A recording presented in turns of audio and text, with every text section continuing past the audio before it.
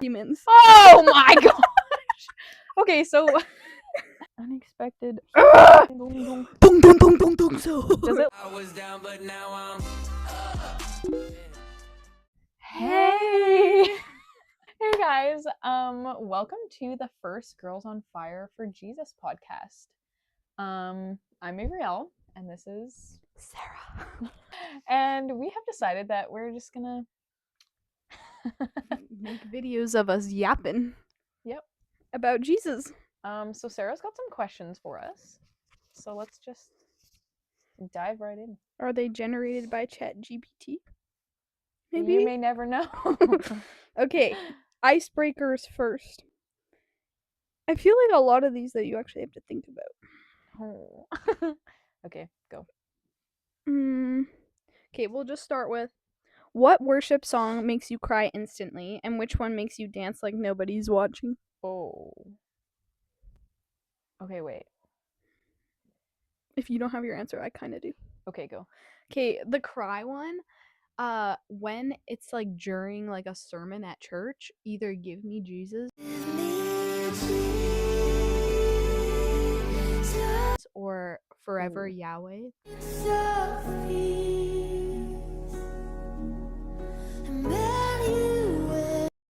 That one's good. Oh. And then for the dancing one, probably Praise, because that one's just like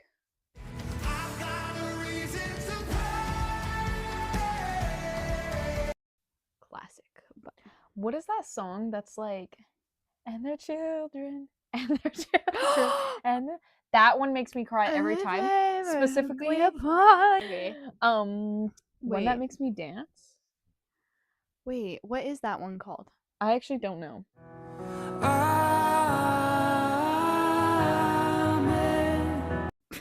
Silence. Okay, one that makes me dance. I need to like go look in my. Oh, worship you know what playlist. other one is? The He Picked Me Up, Oh, Turn Me Around. That one's so Praise good. my feet. Or I feel like almost every Forrest Frank song makes me jump up and dance. Yeah. Oh Lord, I need you now more than Would you put my heart in It's called The your- Blessing. The song that we're Oh, talking okay. about. That Okay. is a good song. Yeah, that one makes me cry. That one's a sad boy. Okay. What's your oops moment at church that you'll never live down?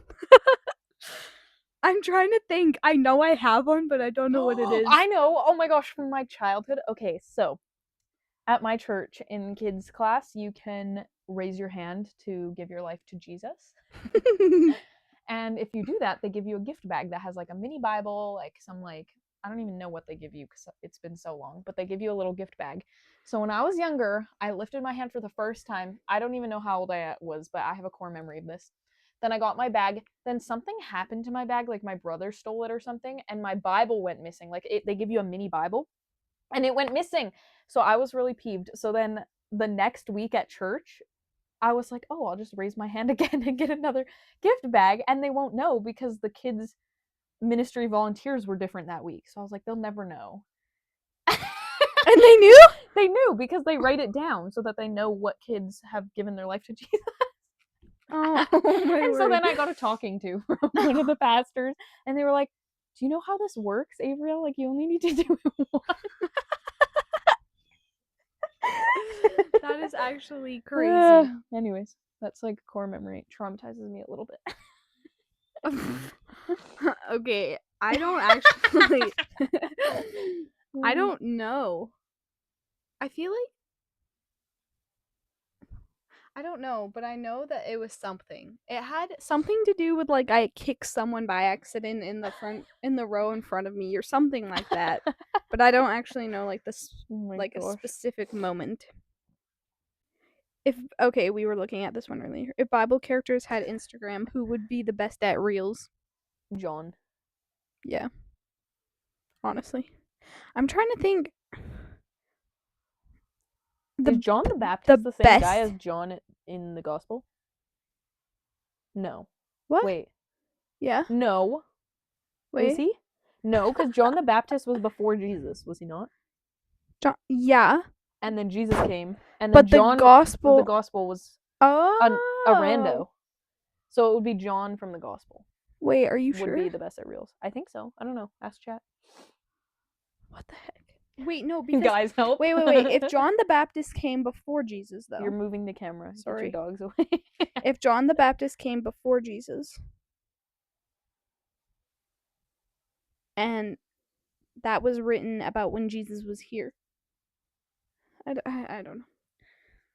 Well, I don't know. Wait, John was one of the disciples. the Baptist. Oh, you're Oh. right.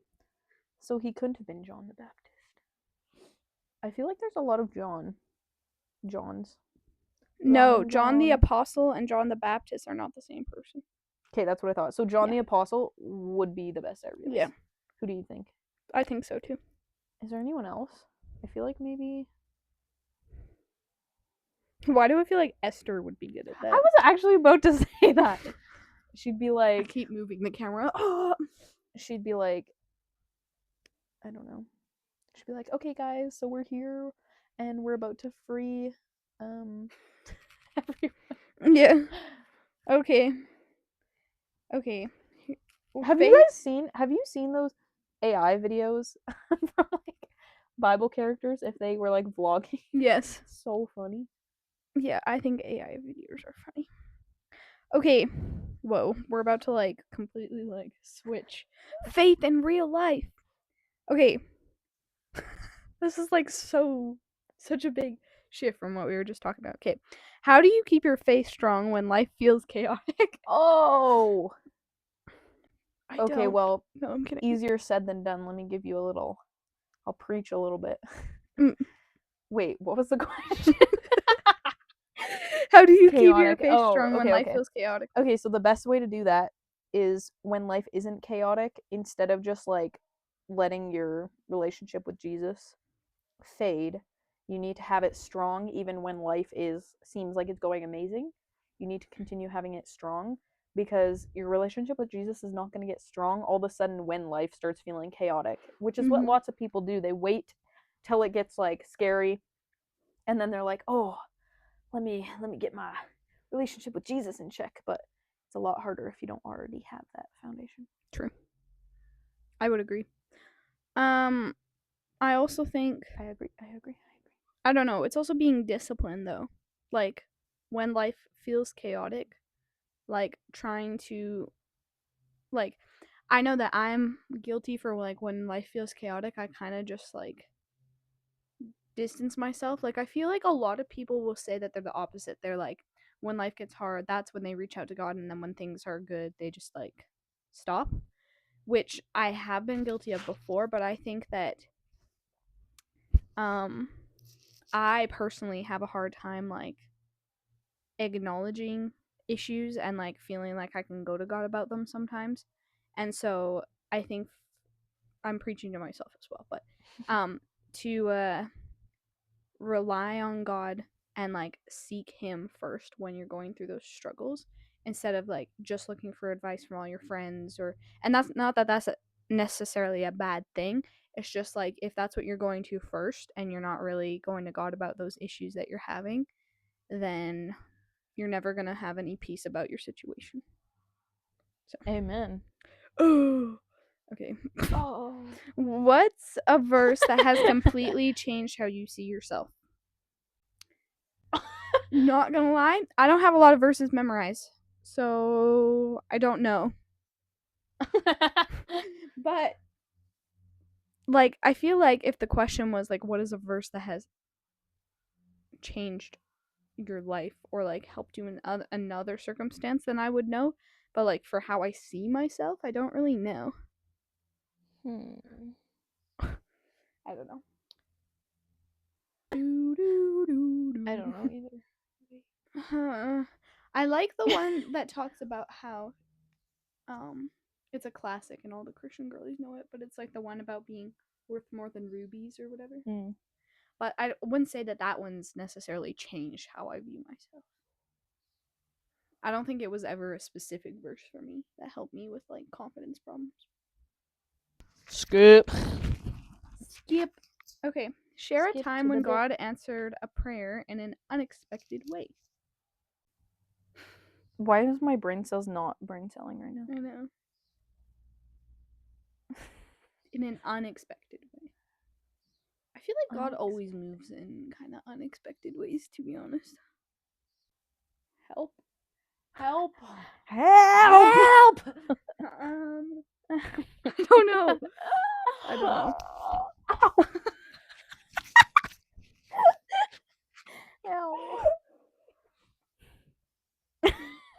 I watched that like crush your head.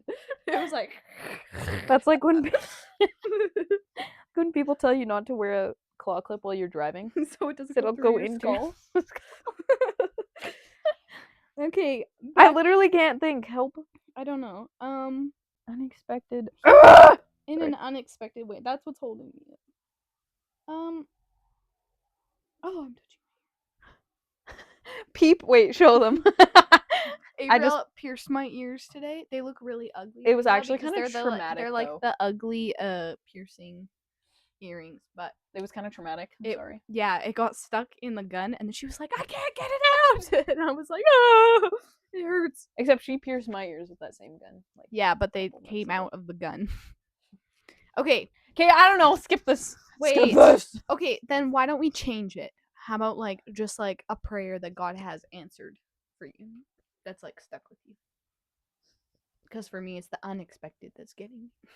I'm like, Okay. I have a bunch, but I just like don't know which one I want to share.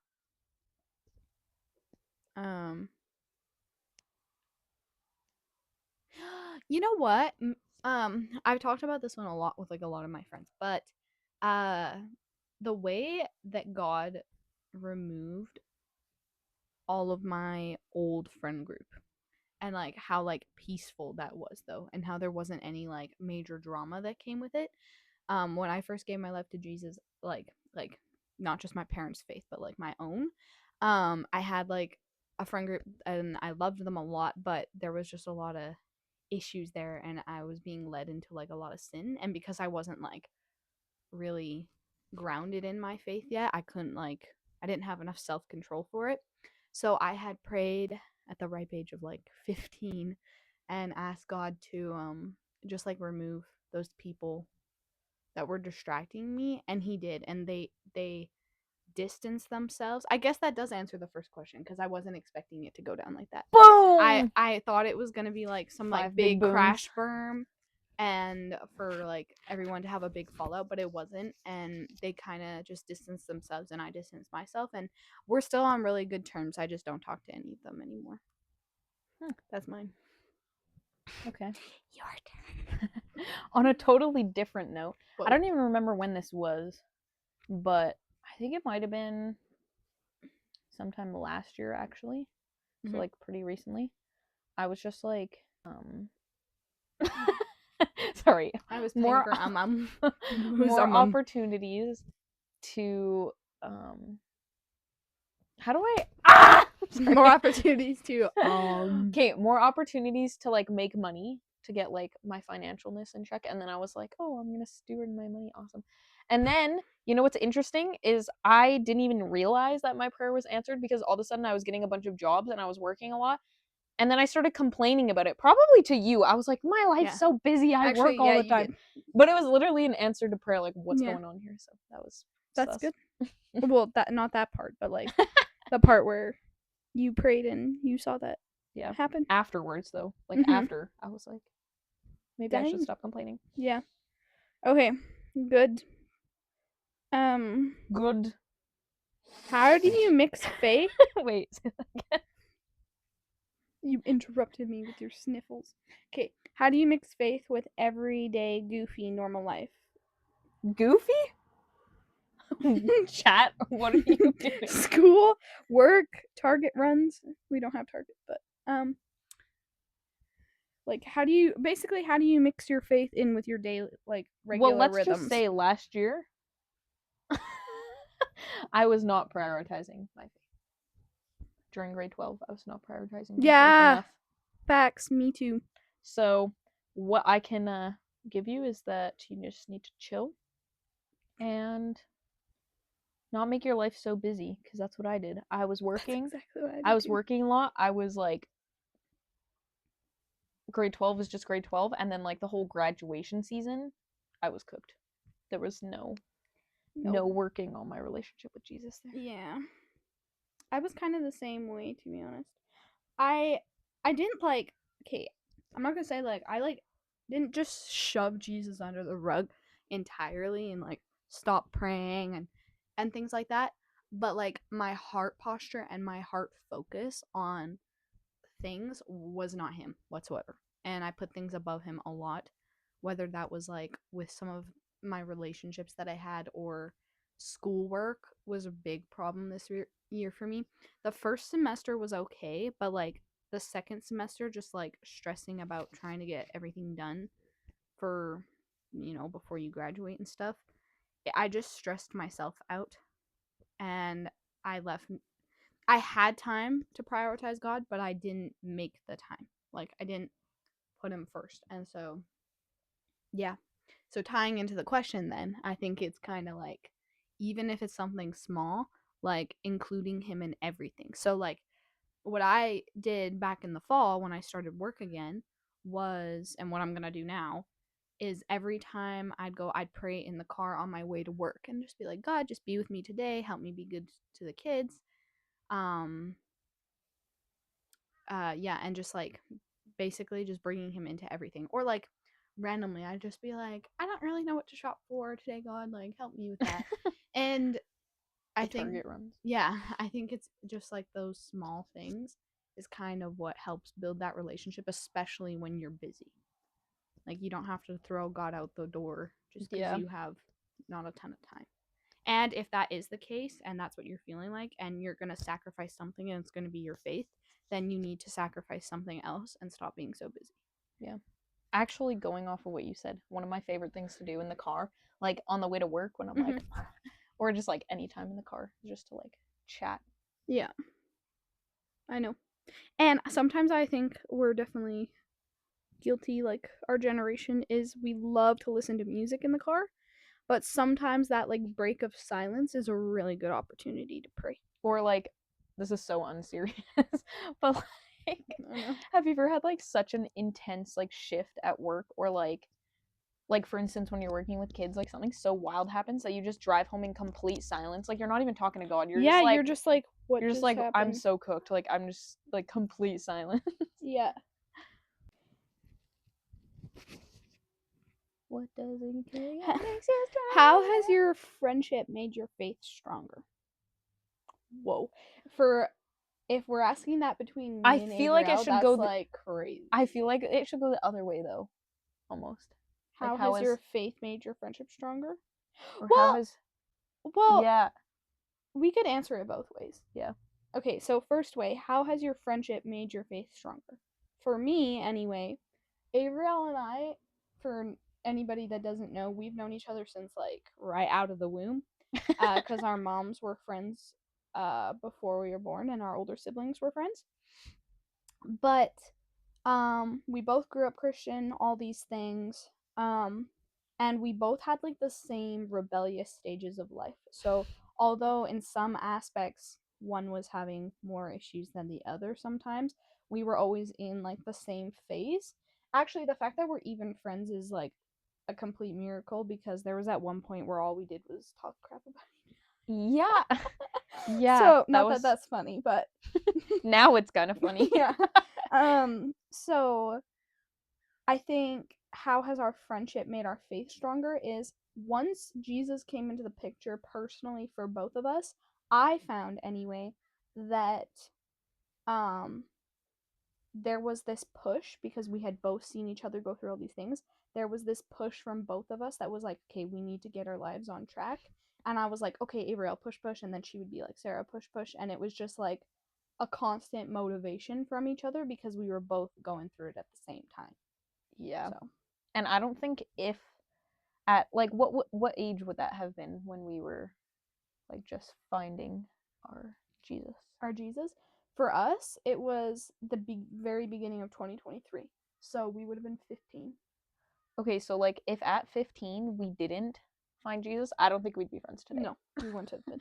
Because we'd be like stuck in that toxic cycle of just like gossip, bickering, gossiping, Yeah. Like, we were fighting a lot. Mm-hmm. It was a wildness.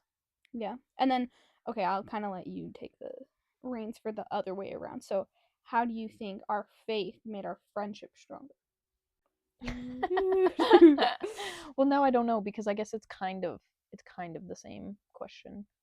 Yeah. Like, Well, our friendship made our just faith stronger that because push we that you were pushed talking each about other. is just like, But like, okay, for instance, so when we were in our lukewarm era, how did both of us finding Jesus personally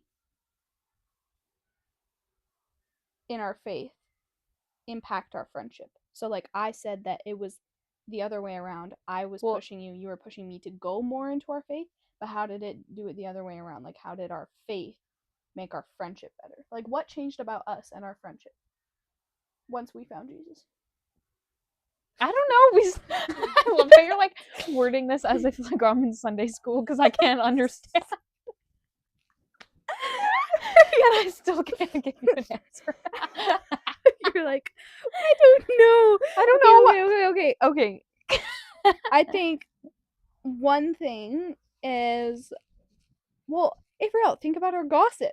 Well, I just said that. I was like, we wouldn't be friends because we were I like guess, bickering and yeah. gossiping. Yeah. So April and I really just like. Also, I was a very confrontational person. Like, if I'm gonna target myself personally, I was really confrontational. And so when Avril and I both found Jesus, I realized that it was okay to not like try and find something wrong with every disagreement or anything. Like Avril and I, since we were 15, Have have had one fight. When we used to have fights like multiple times a month. Yeah. Like right after Like big that, ones too, that we Yeah. were like, they weren't just like little arguments, and then we'd take breaks and we wouldn't talk to each other for like a week, and then Oh we'd my like be gosh. friends again and act like nothing happened. Wow. But yeah, I just think overall, communication wise, being open minded, there was a lot of things that changed for the both of us. Yeah. Okay, what's a silly argument you've had now that makes you laugh? We were just talking about this. There's a lot.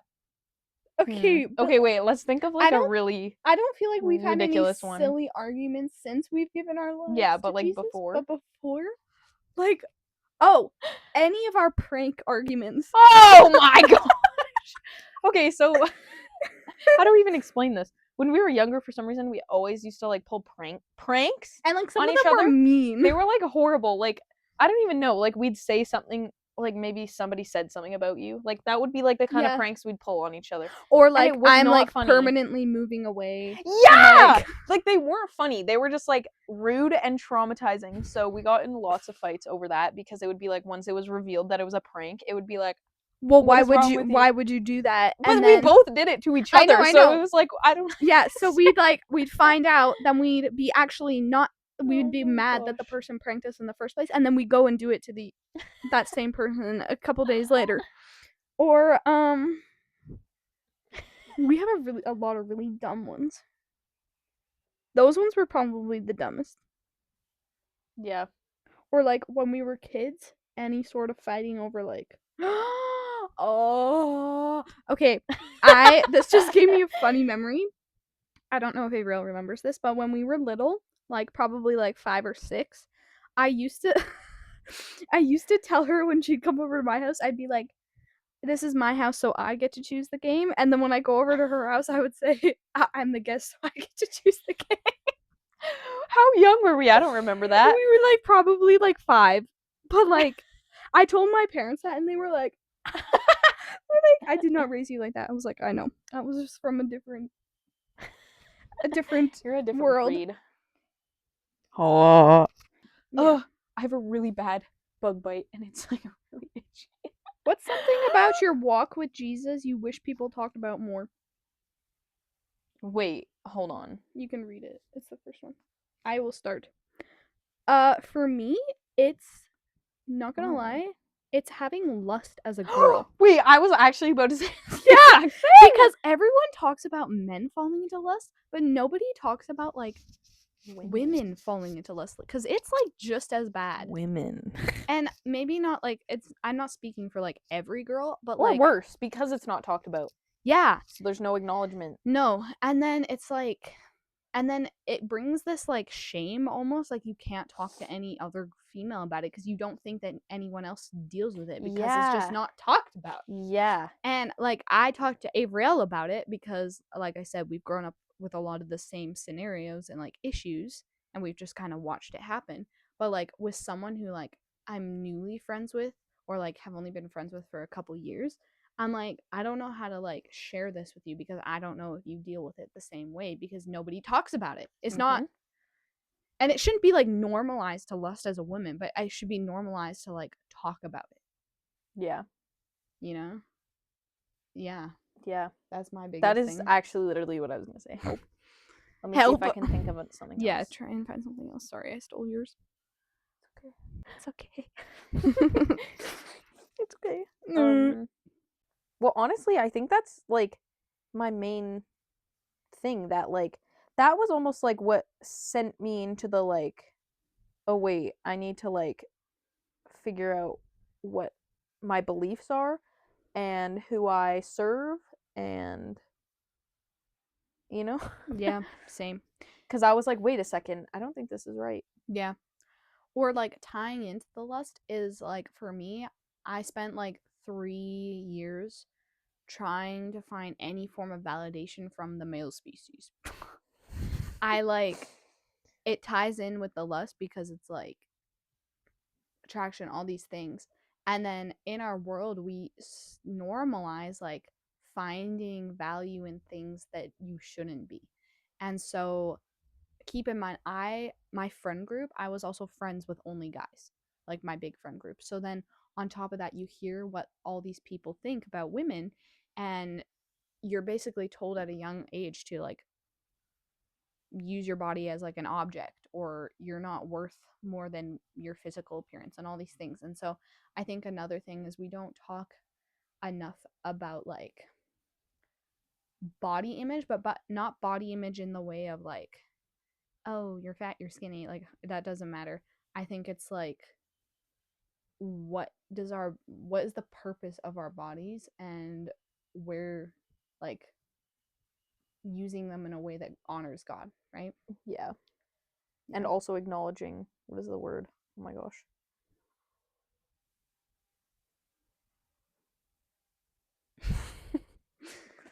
Oh, identity. Like acknowledging your True. identity in Christ. That's so important. Yeah. Like boys have it bad too. Like everyone has it bad as well. But I think that the ways that girls have it bad are very different from how boys have it bad. And identity is always an issue with no matter what gender you are, but for women, I think that you deal with it at a very early age. Yeah. Like I dealt with like hardcore insecurities at the age of 10. So it's like, and then it's a battle your whole life until you like realize that you actually have worth in Jesus, and your physical appearance doesn't matter. So yeah. Anyways, that we kind of just ended that on a really like deep question. Okay, well. Okay.